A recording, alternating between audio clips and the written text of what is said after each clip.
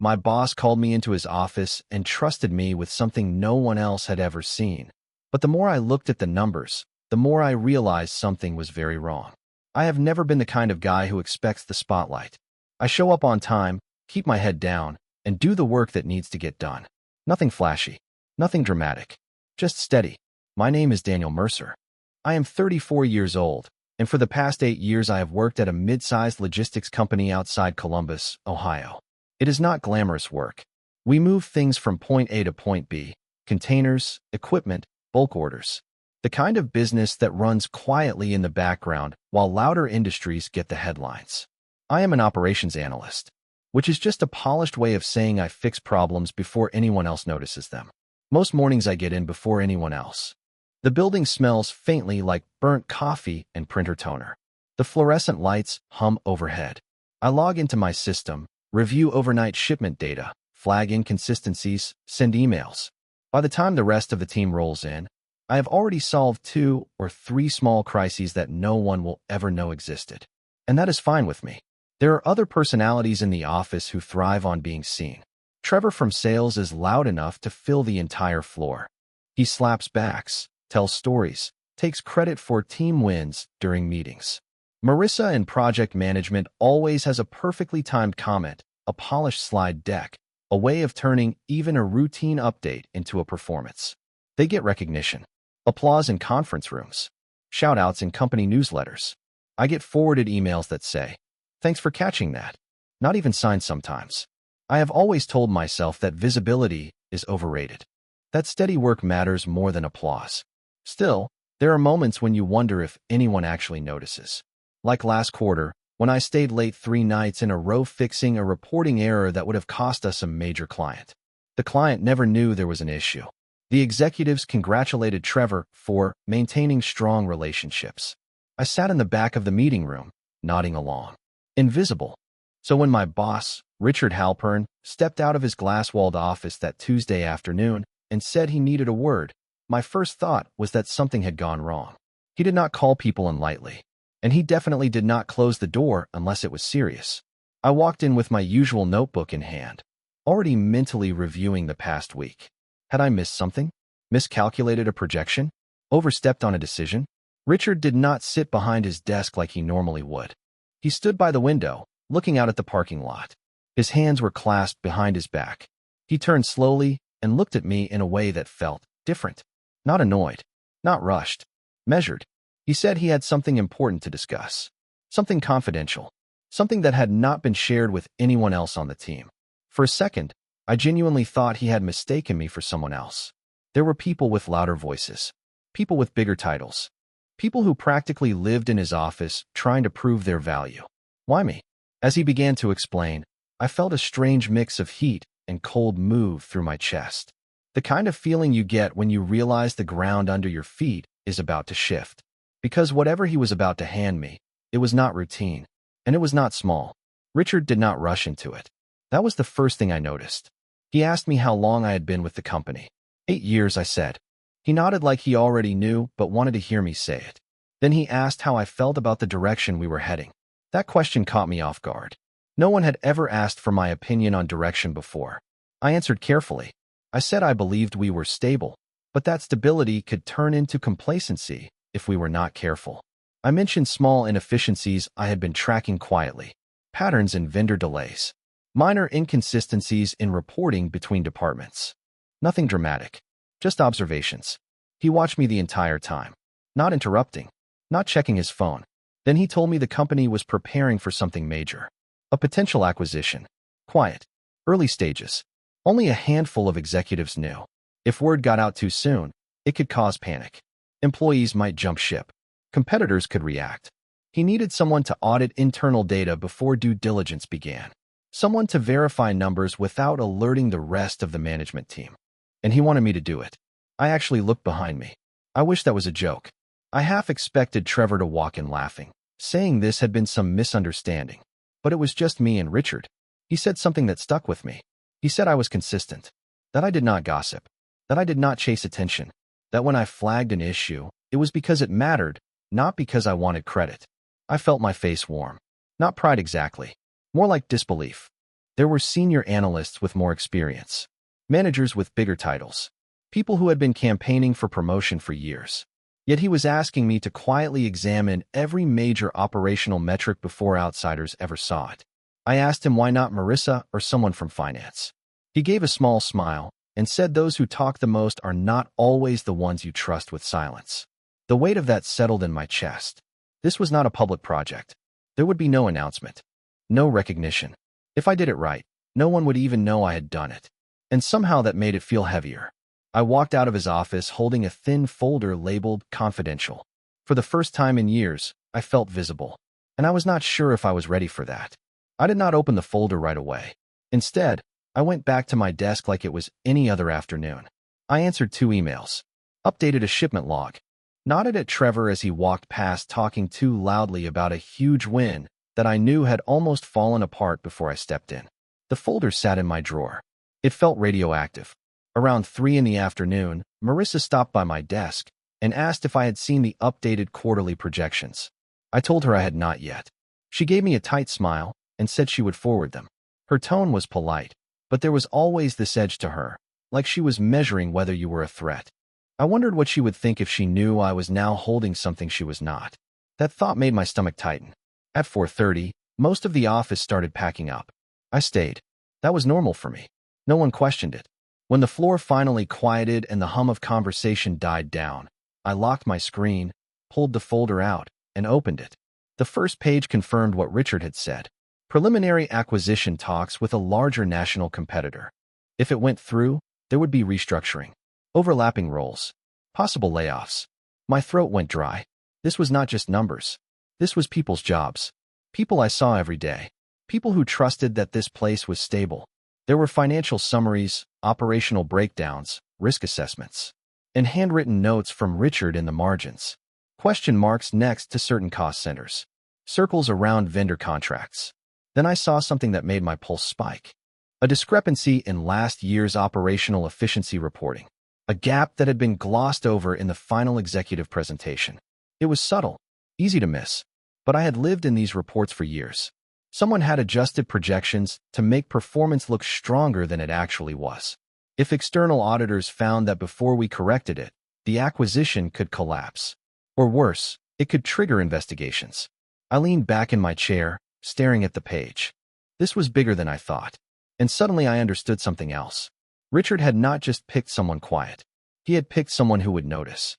And now that I had, there was no going back. I did not sleep much that night. The discrepancy kept replaying in my head like a loose thread I could not stop tugging. It was small on the surface. A shift in how fulfillment delays had been categorized. Instead of being logged under operational inefficiency, they were grouped as external vendor fluctuations. Technically not false, just framed. Framed in a way that made us look cleaner. I got to the office before 6 the next morning. The sky was still gray, the parking lot nearly empty.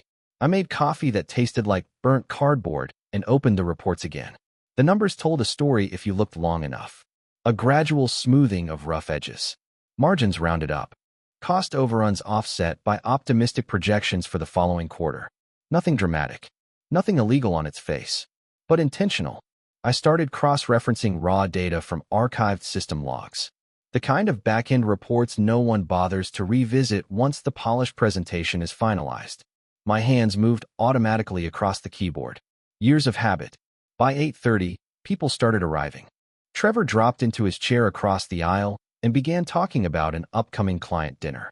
Marissa walked by with her usual stack of color-coded folders. The normal rhythm of the office resumed, and I sat there knowing something none of them did. At 10, Richard called me in again. He asked how it looked so far.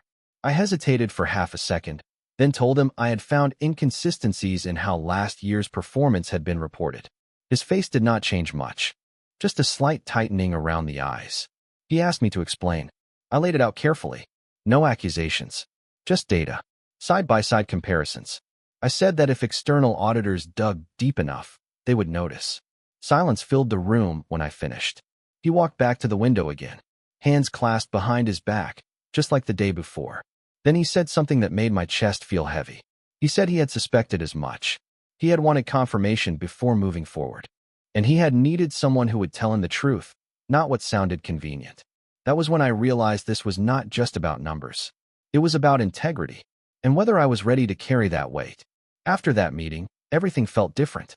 I walked back to my desk with the kind of awareness you get when you realize the room has shifted, even if no one else knows it yet. Conversations sounded louder. Laughter felt sharper. Every casual comment about quarterly numbers made my pulse jump. Richard had not panicked. He had not blamed anyone. He had simply nodded and told me to keep digging. Quietly. That word echoed in my head. Quietly. By midweek, I had mapped out 3 separate areas where performance metrics had been subtly adjusted. Not fabricated. Not invented. Just interpreted in the most flattering possible way. The kind of adjustments that make executives sleep better at night. The deeper I went, the more uncomfortable I became. Because the revisions had not come from junior staff. They had been approved at a higher level. Signed off. Presented confidently in meetings I had sat through. I started noticing small things I had ignored before. The way our finance director, Alan, always insisted on final review before board presentations. The way certain slides would change between draft and delivery. On Thursday afternoon, Marissa stopped by again. She asked what I'd been working on so intensely all week. Her tone was light, but her eyes lingered on my screen a little too long. I gave a vague answer about data reconciliation. She smiled, but it did not reach her eyes. Later that day, Trevor joked during a team huddle that some of us must be gunning for promotion with how serious we looked lately. The group laughed. I forced a smile. Inside, I felt the pressure building. Because this was not just about correcting numbers before an acquisition. If handled wrong, it could expose leadership decisions, damage reputations, cost people their positions. And if anyone suspected I was the one surfacing it, I would not exactly be popular. That night, as I shut down my computer, I caught my reflection in the dark screen. For years, I had been the overlooked one, the quiet fixer. Now I was holding information that could change the company's future. And for the first time, being invisible would not protect me. Friday morning started like any other, but I could feel something tightening beneath the surface. When I logged in, I noticed my system access had been flagged for unusual activity. Not blocked, just flagged. A small notification asking me to confirm recent data pulls from archived reports. My stomach dropped. I had been careful. Every file I accessed was within my clearance. Still, the volume had increased this week. Enough to stand out. I confirmed the activity and closed the alert, but my hands felt colder than they should have. Around 9:30, Alan from finance stopped by my desk. That alone was unusual. He rarely left his office unless it was for scheduled meetings. He asked, casually, what I had been working on lately. Said he noticed I had been pulling older quarterly data. His tone was friendly. Too friendly.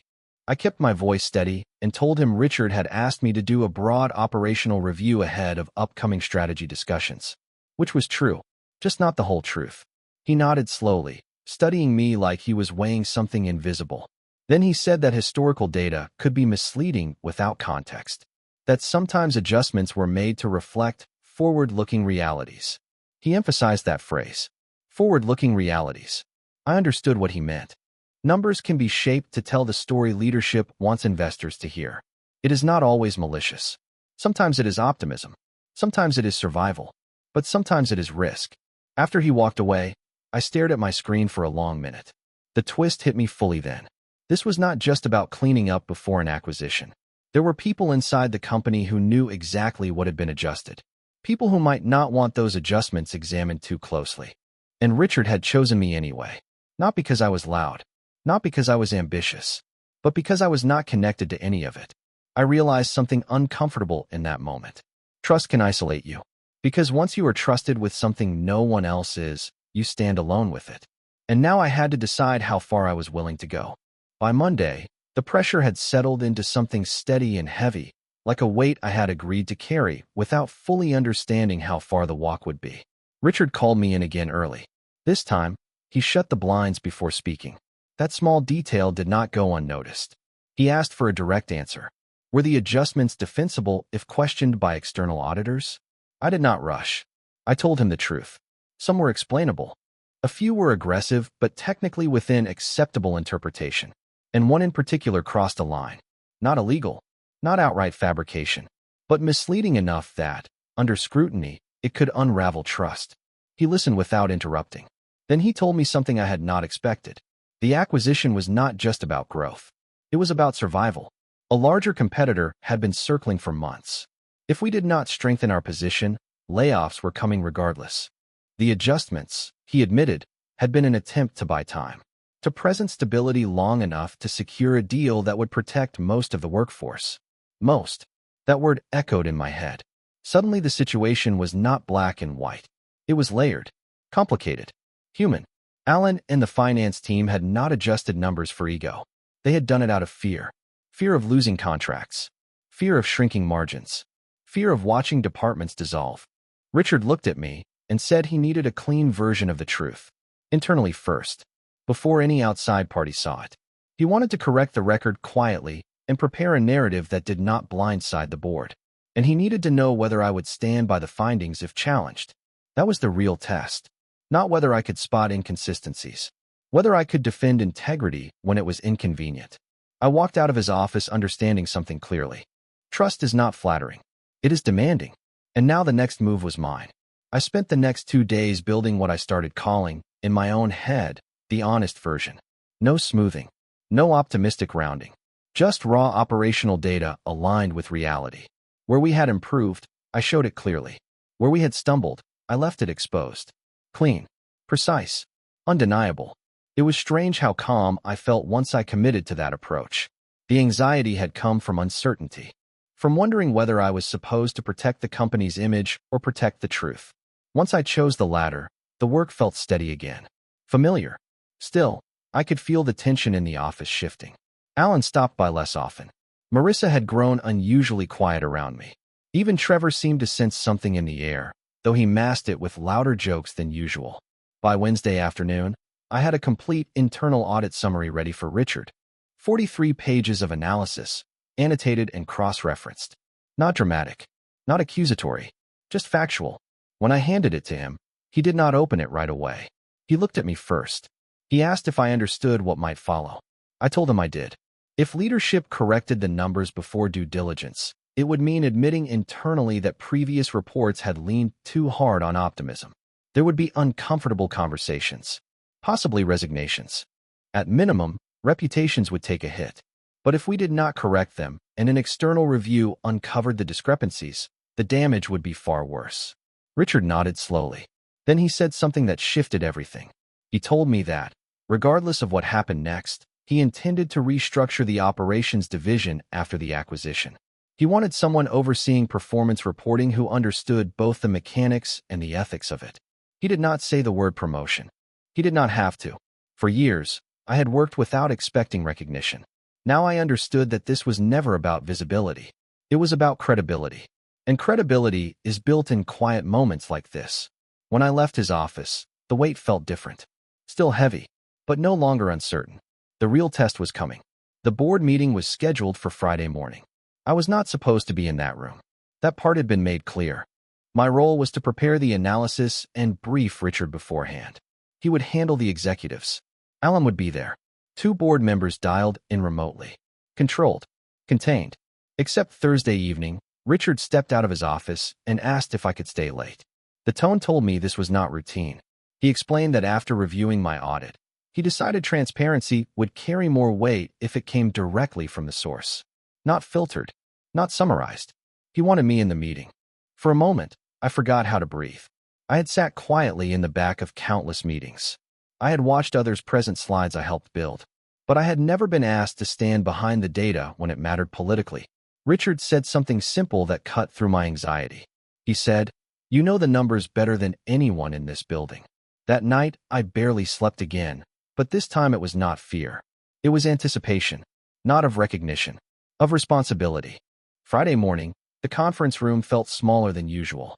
Alan avoided eye contact when I walked in. Marissa was not present. Trevor did not even know this meeting was happening. Richard opened with a calm summary of acquisition progress. Then he transitioned to operational performance. And then he nodded toward me. My voice was steady. That surprised me. I walked them through the discrepancies. The categorization shifts. The long-term risk of maintaining polished projections without correction. I made it clear that the core business was solid, but the narrative needed recalibration. No accusations. Just clarity. There was silence when I finished. One board member asked whether this exposure would weaken our negotiation position. I answered honestly. Short term, perhaps.